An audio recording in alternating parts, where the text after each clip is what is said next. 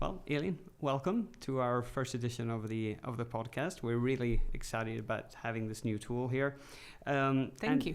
And just 2 minutes ago, we were talking about your journey and how you came here. So if you don't mind, first start with who you are, what you do, and then we can just move into your story and why you're here. Okay. All right, so I'm Elin Bergman. I run a circular economy business network in Sweden called CradleNet. It's one of the oldest circular economy networks in the world. And everything we do is try to accelerate the transition to circular economy. And we do that by teaching the members about what circular economy is, the benefits of it, new EU legislation coming out, and other cool tools and things they need to know about circular economy. So that's what I do on my daily basis. And then I also started accidentally a Nordic circular economy network called the Nordic Circular Hotspot, which is basically doing the same thing, but it's trying to collaborate with other Nordic countries. And and I kind of ended up here because I'm a spokesperson for circular economy. I'm out keynoting a lot. And I was on a 8-month lecture tour last winter. And then I was invited here because I was going to do a speech at the Future of Commerce event that you had. And then I couldn't really make it because I was speaking at another event in Zagreb, but I ended up here. And then I thought, oh my God, you're doing so many cool things at the pool. And I also saw a lot of problems around this area because it was a big drought during the winter and a lot of things that needed to be fixed, and I'm all about fixing problems. So I asked you if I could do an event here and even start a vertical here. So this is kind of what I ended up doing. I mean, I'm going to tell a little bit of my experience. I mean, talking to somebody like you, in the moment that we started talking, and I think the first conversation we had, we were already talking about, Christian books. I mean, I was reading the other day, and I saw there's a lot of problems involving water and scarcity, etc. And that's something that you can ask people who know me. It's something that I really take seriously. And I was like, the connection was right there. And I think the moment was right. We were actually looking, I was really obsessed at that moment to be launching the verticals because we got this amazing community. And I'm just, but we need to create something out of the community. We got this pool of talent here and the knowledge. So now what we need to do is actually to make things happen. At the moment, obviously, it was me and my team, and I think we're all a little bit swamped. And then all of a sudden, along comes Elin with all her experience and the drive that this woman has. It's amazing. She makes things happen like in the moment. So I think things just aligned very, very easily. So I'm tremendously glad to have you here as a member. A perfect example was the fact that when we launched the first agrotech climate vertical, you being the main host and the person who kind of pushed it forward and got everybody together, organized the agenda. It was such a successful event. We had close to 120 people show up, and normally most of our verticals are anywhere between the 50 to 70 range, so that was pretty much almost double. And it was amazing to see how many people in Marbella living here were as concerned about the problems and the target areas that we were focusing on in the event. The shared sort of care and wanting to find a solution was really lovely to see. And I would highlight what you said here in Marbella, because obviously you could imagine traditionally, Marbella, we're going to launch an event about luxury, Okay, then you will get people to sign up, but to get 120 people with the little resources that we had, especially at that time, to gather them in one room and to create this event, I mean, it was something quite impressive. I don't know what your experience in that, from your angle, was. No, I have no experience in this area, so you're the experts. So I didn't know what to expect, but I'm very passionate, as you can see, about the issues. And I think with passion, if you think it's interesting, the probability is that a lot of other people think it's interesting too.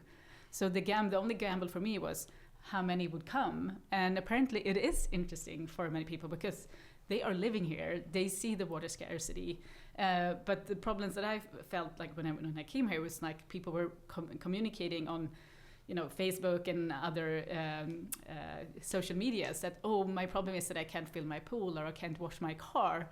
But the problem is that we can't grow food, we can't drink water. It's a bigger problem than that. And in the future, we can't even live here if we don't fix it. So we need to fix it, and apparently a lot other people want to keep living here, so it's a good thing. I mean, you definitely created, on top of the pool being the place to be for it, you definitely created that beginning of the conversation. You gave everybody a way in to start discussing it with each other, and not necessarily just on social media, more in person, having a face-to-face meeting, talking to people who might actually live down the road from you, and they realize they both work in the same industry. And that's kind of how the birth of the pool came about, right? To have a place where similar minds or interesting ideas can come and kind of flower and progress and make something. I think the thing that we're doing here that's kind of unique is also talking about it as an investment opportunity, because it is an investment opportunity. Of course, you can invest in real estate and luxury cars and things, but investing in the area you live and the country and the whole region and the planet, that's the most sustainable and long-term investment you can do for your children and everything else. But it's a good investment because it's a good money investment.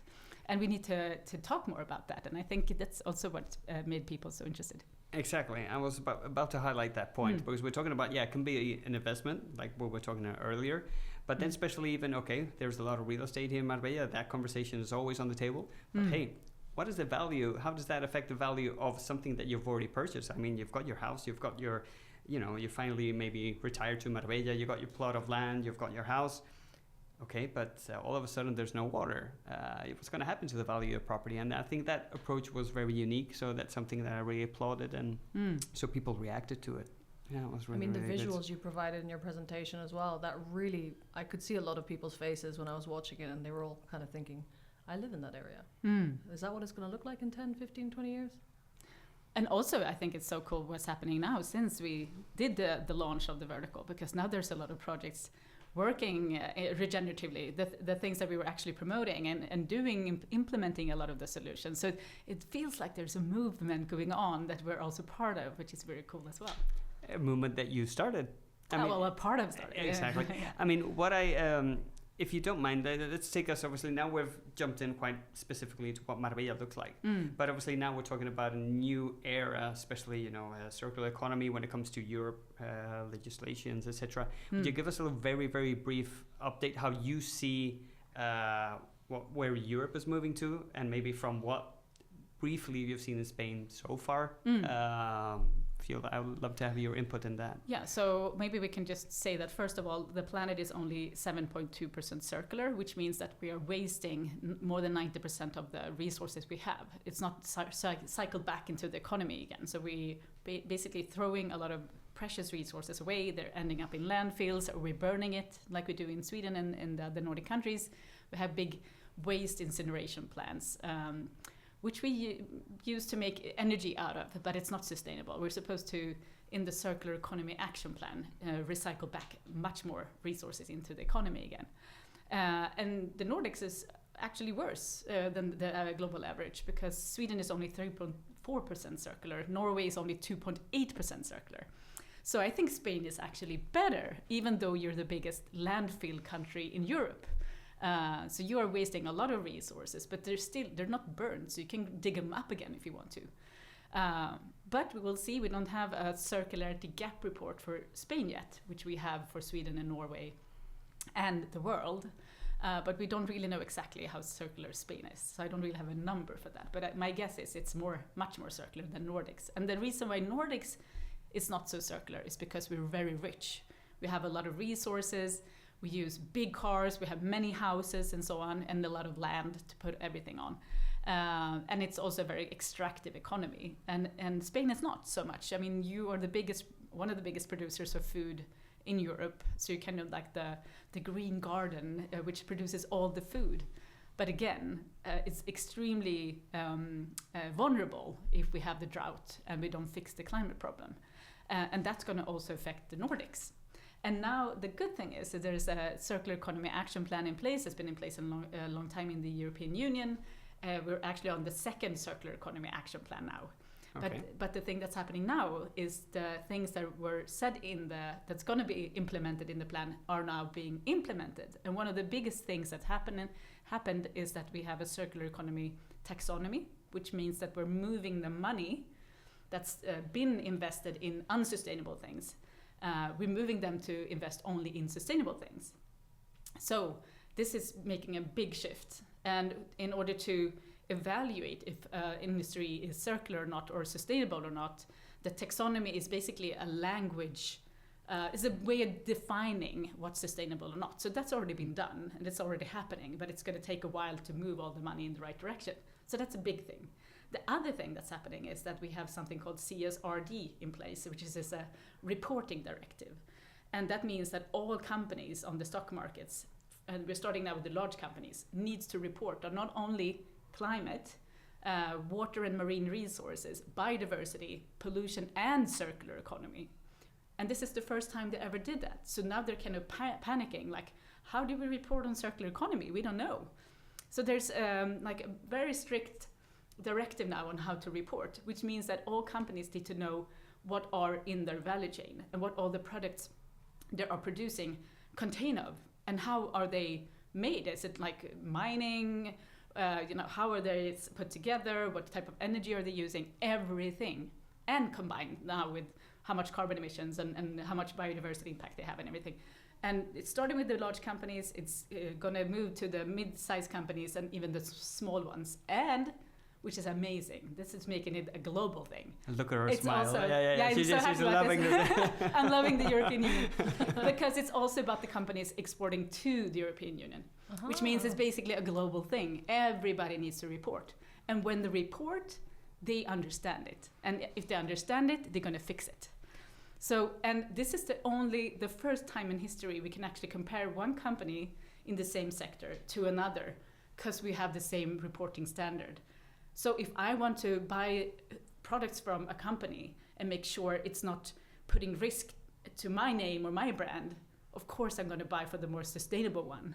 Exactly. Because otherwise it can affect my brand negatively. And another cool thing that's coming out is it's all connected, of course, but it's the Green Claims Directive. And the Green Claims Directive means that before, companies could just say, well, hey, I'm sustainable and climate positive and super green. But now you actually need to have scientific proof for what you're claiming. So no more greenwashing? No more greenwashing. And even you also have to have someone verifying your claim. So you need to have a third party. So now you can't cheat anymore. The only problem, there might be a problem with that, is companies won't really tell anybody what they're doing because they have a risk of saying something wrong, which can create green hushing, which means you don't say anything, Exactly. even if you're doing a lot of things. But we need to fix that too. Is this similar along the lines of the CO2 emissions that companies have, like a certain percentage that they can, Yeah, so the release per year? CSRD, the reporting standard that I talked about, is also containing climate and carbon emissions. Okay. And the beautiful thing about that is it's not only covering scope 1 and 2, and that's your own emissions that you make, Right. The energy you're using Directly. or the products that you're making. It's actually also when people are using your products, because that's usually where all the climate impact is. So for instance, if you buy a car, it's not actually when it's produced that make the most carbon emissions, it's when you drive the car. So it's also included now in the company's carbon emissions. Right. So they have to report on that too. So But that's a huge thing. Now I can understand that the Yeah. large companies are Very freaking scared, out. and also have to, because they have to do everything so fast. So they used to have a big finance and economy department in the companies. Now they also have to have a big ecology department and a much more reporting expertise. So that also covers sort of the secondary and the tertiary levels of emissions? All the emissions. Everything. So Everything. from the suppliers who pick it up, from the people who Yes. take it to Upstreams, A to B. downstreams, the whole shebang. Wow. Yeah. That's Would you say that Europe is cutting edge in this? It's Oh, leading yeah. by far? I mean, maybe there are some countries in the world, like I know Bhutan, for instance, they have this fantastic sufficiency economy, well-being economy plan, which they're also working to be sustainable. I know Costa Rica is very far ahead with their plans, but I think this is unique because it's covering every single country in the European Union, so everybody has to do the same thing. So it's very comparable, and also, like I said, it's affecting everybody globally. So it's the thing with the biggest impact, I think. So Okay, Yeah. so now we've talking about Yeah. Nordics, Europe, etc. Then you're recently landed here again. Like version 2.0. What do you have found now? Obviously, I think we've created like a really nice network, not just through the event that we did, but now people know that you're here, and I think a lot of people are approaching you. What does it look like? What are you working on right now? What are your ambitions? What do you see? What can we expect from Elin Bergman in the next months? Well, one thing that we're doing here, which I think is the 2.0 thing of the whole the pool experience for me, is the future of commerce, because it's going to happen next week. The next big thing, it's 120 CEOs and founders from retail coming here. And it was amazing. I heard last time, I couldn't make it. But basically, they come here and talk about the future of the retail sector, which is amazing. And it's very relaxed. They have even have barefoot meetings where they meet and discuss very important topics. And one of those topics is, of course, sustainability and circular economy, which is amazing. When I talked about coming here and being part of this and also arranging this, was that I love the concept, but I'm speaking at so many conferences and so many events. And it's so inspiring, but then people go back to their work and they don't really do anything with it. They just, business as usual when they get back. And so I've been kind of frustrated about this for a long time. So when I talked to you guys about this, I suggested, can't we do something to make them work, keep working when they get back? So we launched this initiative in the spring called the Circular Handshake for the retail industry, where we, together with retail, the most front-running companies, asked if we would make a circular handshake where you shake hands together saying, well, we want to be front-runners. What would that include in becoming circular and sustainable? And then we ended up with some really specific targets, going to lower your waste with 30% by 2030. You're going to be net neutral by 2035, and so on. So they decided on this together with us. It's not like, oh, you have to be this. It's they said, this is a good idea. We wrote it down, we send it out, and we now have, I think we're up to 30 signatories or something. And it's amazing. And we haven't even officially launched it yet. So it's really amazing. So this is something we're going to keep pushing in the future as well. This circular handshake, which is something that I've actually spoken to the town hall here in Marbella about, etc., and they really like it. Hence, I believe they're coming to the event, etc. Oh, good. So another thing about this is it just focused for the future of commerce, or it's something you want to basically spin off into your day-to-day activities? No, so it started at the future of commerce, but now it's going to be, hopefully a global thing. We just started in Sweden, Nordics, and now we're going to push it out. So hopefully it's a big thing as well. So it's kind of making the companies run ahead of what's already decided on the circular economy action plan for Europe. But it's a directive, it's a promise, but it's more of a voluntary promise. Yeah, so absolutely. but hopefully it creates a fear of missing out from all the others that are very linear, that not circular at all. I think a lot of people want pictures shaking your hand, so you've become that person for circular economy. They should shake each other's hands, not my hand. They can shake my hand too if they want to, but I can be part of it. But sure. I'm sure you'll get quite a few more handshakes next week when you meet everybody. Oh, we hope so. Yeah. So that'll be a really interesting time.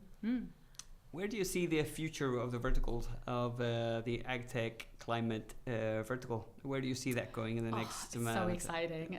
We started it in February. We had just the launch, and then I had to leave to Sweden. And then you had the second event without me, which I heard was fantastic.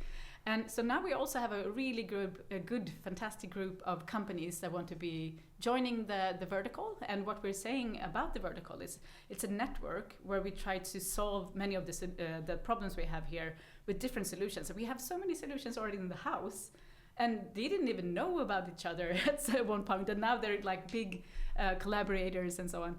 But we want to make that happen in the whole Andalusian area, well, actually whole of Spain if we can. To connect all of these fantastic solutions to make sure we fix the big problems that we have here. So we're going to start projects, we're going to apply for funding, and we're going to make sure it happens. We're done talking. It's going to be all about implementation and action. That's what I love about Elin. I mean, She just goes for because, because I mean, I've Yeah. found myself in the same situation many times. You hear people, oh, we're struggling with these big questions or these big problems. And then you hear about somebody who is kind of working on those problems. And then, you could do like these small intros. But then obviously, as you said, nothing happens afterwards. You just do it and you forget. I can really see that you're really focusing on the problems, and we need to, which is the difficult part, I think, to find a way to actually to put everybody together in the solution. Maybe it could be one company, maybe it could be somebody giving ideas, funding from another place, etc. So I think that is the complicated part, but that's where you shine. I think that's where you've got something that you just managed to ease things into a way that it actually works at the end. So I would. No, I don't really say. I mean, I'm a super optimist. I don't see any problems. I do just try to, take away the obstacles. And usually the obstacles are not very big. I mean, I've been doing this for such a long time, and I think the reason why I'm so optimistic is because I've been there when nobody knew what circular economy was. Now it's implemented in a circular economy action plan. All the companies have to do it. I see that there's a change, and I helped make that change. So I know you can change things if you want to. So it's more like, how can we make sure we take all these fantastic solutions and scale it up? We just have a limited time now, so we just need to speed it up and scale it up so much faster and in a bigger scale. So that's what I'm trying to do. Being such an optimist, I would like to maybe finish off with a positive comment. So I'd like to ask you from your maybe recent experience when it comes to circular economy, etc., regenerative agriculture, etc., something that's really lifted your spirits, with something positive that happened, like some experience or some feedback or some company that did something that really left you in a positive note. Well, actually, I saw this fantastic film now about Granada the other day, where they have turned 1 million hectares of land that was basically desert. They were growing things on it, but it wasn't really going well because they have no rain. And they worked in a community-based project where they now have taken, it's a combination of almond growers and wineries and all of different farms going together and changing the way they do agriculture into regenerative farming. And now you can, like, if you look at a satellite map over that area, you can see who's doing the green way and the ones that are not doing it. And when they're talking to their neighbors now who's not doing it in a regenerative way, they're like, no, the crop is so bad and we can't get any money out of this, but we can see on your side what's going on. What are you doing? And it's like, what's a secret? This is what we've been talking about, and it works. And it actually brings the rain back. It's so beautiful. And we can just make the desert bloom if we do it right. And it super inspires me. I think we could finish off with "Make the Desert Bloom." I really, really like that part. Elin, I would really like. Oh, and by the way, I mean, I asked you for an experience that feedback maybe from Sweden, etc. But you came up with an example from Granada. I mean, that's amazing. It's really nice to see how you settled in. You can see how she's definitely taking into the Spanish lifestyle very well. Yeah, exactly, She's slowly letting go of Sweden, coming more to the Marbella, Spanish side, Andalusia area. We're very happy to have you here, always. Oh, I'm so happy to be here too. Elin, I would like to thank you for everything, for the input you've had in the Vertical, the way you've pushed us and me in particular to get these things up and running, and more to come. Yeah. Thank you for your time. Look forward to it. Thank you so much. Yeah.